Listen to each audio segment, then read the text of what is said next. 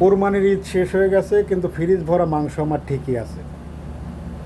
এর মধ্যে বাদ যায়নি মসজিদের ইমাম, বাদ যায়নি বড় বড় আলেম এবং বড় বড় সুফি, যারা বড় বড় এই হাদিসের প্রথা দিয়ে থাকে।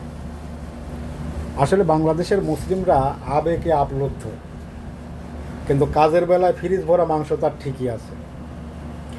এর মধ্যে কেউ খাইতে খাইতে তার পেট খারাপ হয়ে গেছে, আবার তার খাবারের অনেকেই আছে খাবারের মতো মাংস নসিবে জুটে নেই।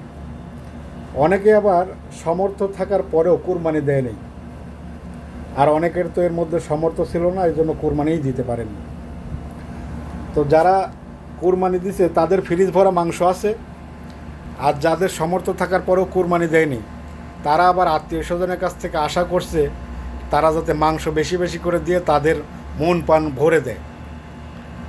তো যারা সমর্থ থাকার পরেও কুরবানি দিতে পারেনি, এরা আবার মাংস কম পাওয়ার পরে পাড়া মহল্লায় আত্মীয় স্বজন নিয়ে সমালোচনা করাও বাদ দেয়নি, যে অমুক আমারে কম দিছে, অমুক আমারে দিল না কির লেগা।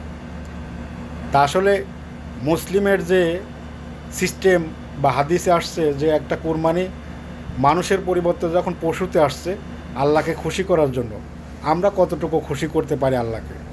ফ্রিজ ভরে ভরে মাংস রাখছি, এই মাংস হয়তো কারোর চলবো 2 মাস, কারোর চলবো 6 মাস, কারোর বছরের পর বছর। এটাই বাস্তব।